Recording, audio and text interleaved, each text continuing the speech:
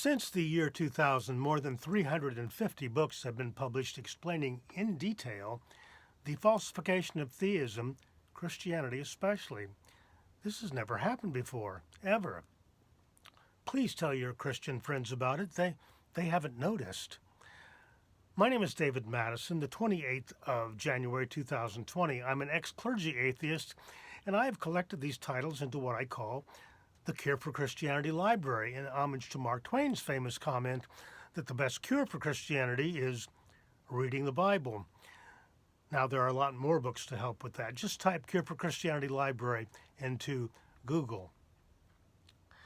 These writers have said some pretty cool things. Hence this series of flash podcasts, Cure for Christianity Knockout Quotes. This is quote number 12. It goes along with quote number 9 by John Loftus, in which he said in his new anthology, The Case Against Miracles, well, he pointed out that the evidence for the resurrection of Jesus is so slim, so feeble. But here's another quote from Loftus that blocks the way to accepting the resurrection just because you want to. Loftus wrote this: "How is a private, subjective experience of Jesus' resurrection any indication of the truth of that story? A private, subjective experience is only evidence of a private, subjective experience, and nothing more." Unquote. So people who don't even care about historical evidence are sure that what they feel in their hearts is all that matters. I feel it, so it's true. How far does that get you, really, in establishing what actually happened so long ago? Let's look at another example. Devout Catholics believe that Mary ascended bodily into heaven, and today hears prayers. She's actually listening.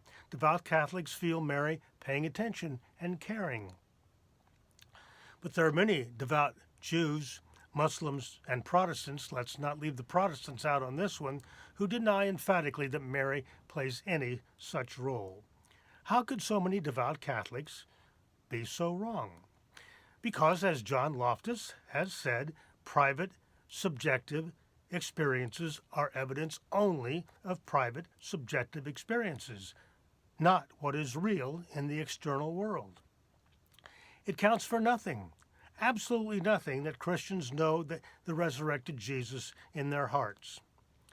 That is evidence of what they've been taught to believe by trusted authority figures, preachers, priests, and parents since they were toddlers. In other words, beware of heartfelt religious testimony. Be very suspicious. Suppose a new prophet came along with the exciting new message that there are mysterious sacred beings who live in sacred grottos on the far side of the moon, and that humans can pray to them. And these sacred beings have a role in shaping human destinies. Within 20 years, this new prophet has hundreds of thousands of followers. They know in their hearts that their moon-based sacred creatures know them and love them. They go knocking on doors. They go knocking door to door to get new converts. They are so certain, so confident, so enthusiastic. Would you believe that their subjective religious experiences are dead accurate? If you want to find out if any religion is true, then analyze each one carefully, critically, applying all tests of logic and common sense. If you find any reason to be skeptical, well, you're probably right.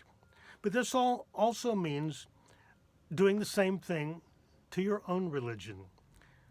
John Loftus wrote another book on precisely that topic. The same tests that you apply to other religions, apply them to your own. A therapist friend once told me, reality is what goes on outside the patient's head. So always bear in mind John Loftus's knockout quote: a private, subjective experience is only evidence of a private, subjective experience, and nothing more.